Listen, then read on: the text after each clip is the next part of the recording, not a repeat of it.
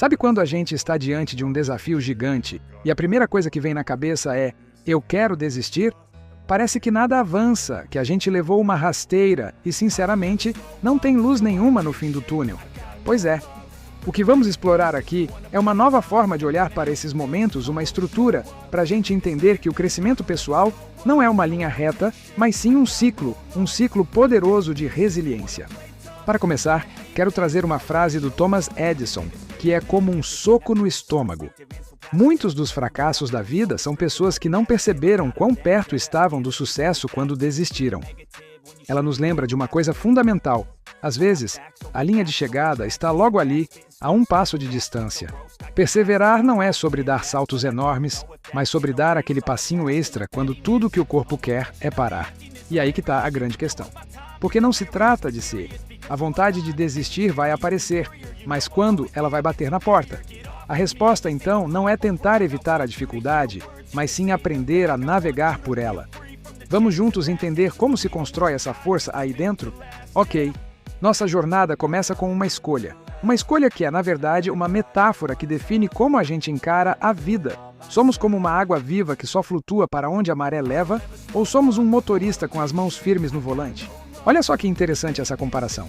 De um lado, a água viva, que vive de forma passiva, sabe? Deixa a vida levar, é espectadora de tudo e está sempre se perguntando: "Ah, e se..." Do outro lado, tem o motorista. O motorista não. Ele assume a bronca, escreve a própria história e, em vez de "e se", ele desafia as coisas perguntando: "Ué, por que não?" Pensa na carreira. A água viva fica esperando a promoção cair no colo.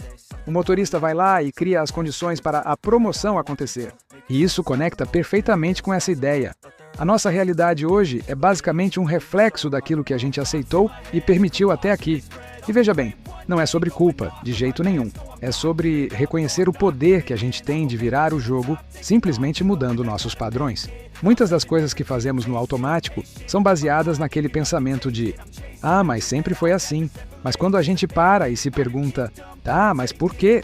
E a gente começa a jogar luz naquelas áreas onde podemos sim pegar o volante e deixar de ser a água viva. Beleza, decidimos ser o motorista. E agora? Qual o próximo passo? Essa parte aqui funciona como um mapa bem direto ao ponto, mas que exige uma boa dose de coragem para ser seguido. E aqui tem uma distinção que é crucial a gente entender. Pensa assim, ó, andar é simples. Todo mundo entende a mecânica. Agora, escalar uma montanha, que usa o mesmo princípio de andar, não tem nada de fácil. O crescimento pessoal é a mesmíssima coisa. O processo é simples de entender, mas colocar em prática. Isso exige esforço e muita vontade. Esses 5 passos formam um ciclo. Percebe? Primeiro, vem aquele estalo de que aquilo que era incrível ontem, hoje virou o padrão. Isso pede coragem para sair do quentinho da zona de conforto. E nesse caminho, é claro, os erros vão acontecer. Só que eles não são falhas, são lições. É preciso confiar no processo, mesmo quando parece que nada está acontecendo.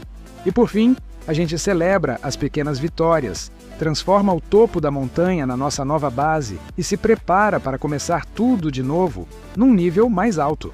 E essa imagem da escada ilustra isso perfeitamente. Não é uma jornada que anda de lado, tipo um carrossel que fica girando no mesmo lugar. É vertical, cada volta nos leva para cima. A gente está subindo uma escada onde aquilo que antes era um desafio assustador, de repente vira o degrau de onde a gente parte para o próximo nível. Certo. Agora vamos mergulhar no campo de batalha mais importante de todos, o que acontece aqui dentro. A verdadeira luta pelo crescimento não é contra o mundo lá fora, mas contra a gente mesmo. A grande sacada é essa. Os obstáculos externos não têm o poder de nos fazer desistir. Eles podem deixar o caminho mais tortuoso, mais difícil, claro, mas a decisão final de parar ou continuar, essa é sempre, sempre nossa. Só a gente pode dizer, chega. E para entender melhor esse poder interno, tem uma história da vida do Will Smith que é muito marcante. Ela mostra a diferença brutal entre o que acontece com a gente e como a gente escolhe reagir. Depois de um episódio bem pesado com o pai, a mãe dele disse umas palavras que mudaram tudo. Para o Will, ainda criança, foi a primeira vez que ele sacou que, mesmo não podendo controlar as ações dos outros, o poder de como aquilo iria afetá-lo por dentro era totalmente dele. O golpe físico era o fato, a dor emocional era uma escolha. E aqui está a grande virada de chave. O nosso adversário não é a tarefa em si, sei lá, correr mais 1 quilômetro, fazer aquela ligação difícil. O adversário de verdade é aquela vozinha interna que gruda a tarefa no desconforto. O poder real é um exercício mental, criar um espaço entre os dois. É olhar para o desconforto, reconhecê-lo e fazer a tarefa mesmo assim. Quando a gente vence essa batalha interna, a recompensa é a ferramenta mais poderosa que existe, a perspectiva. A habilidade de dar um novo significado para os contratempos e para a nossa autoestima. O Tiger Woods. Depois de uma volta difícil num torneio, ele não disse que foi um fracasso, ele reformulou a situação.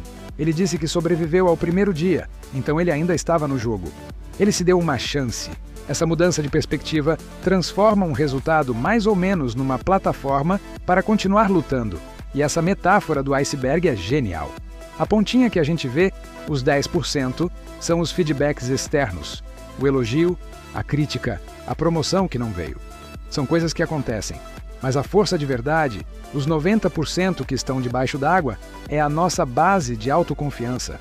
Quando essa base é sólida, o que acontece lá na superfície perde muito do poder de nos abalar.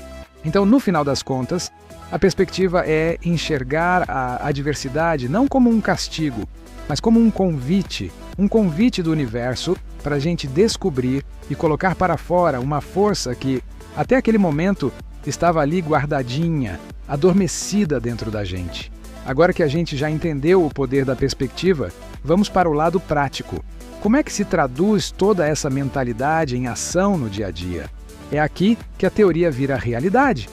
E tudo começa com um número, 22. Esse número representa uma regra bem simples, mas muito poderosa, a regra dos 22 segundos. A ideia é a seguinte: no final de um treino ou de uma tarefa difícil, quando a vontade de parar grita, a gente vai lá e adiciona só mais 22 segundos. Por que isso funciona? Porque é um ritual. Com o tempo, ele vai construindo uma armadura mental. Ele nos ensina a desafiar nossos limites e a provar repetidamente que a gente quase sempre tem um pouquinho mais de gasolina no tanque. Isso nos leva a uma história poderosa, a dos 300 espartanos em Termópilas. De cara com um exército absurdamente maior, eles não abriram mão de seus princípios. Quando o inimigo mandou eles entregarem as armas, a resposta foi Molon Labe, que significa venham pegá-las. Essa é uma declaração de que, no nosso ciclo de crescimento, existem certas coisas que simplesmente não são negociáveis. São os nossos valores, nossa integridade, nosso compromisso com o processo. E assim a gente termina com uma pergunta para levar para a vida. Qual é o seu Molon Labe? Qual princípio, qual valor, qual objetivo vai ser a sua rocha? Aquela única coisa que você vai se recusar a abandonar, não importa o tamanho do exército de dúvidas ou dificuldades que venha na sua direção. A resposta para essa pergunta pode ser o começo de tudo. Se essa reflexão fez sentido para você, compartilhe suas ideias nos comentários. Não se esqueça de se inscrever no canal e ativar as notificações para não perder nossa próxima jornada. Muito obrigado por me acompanhar até aqui. A gente se vê no próximo vídeo.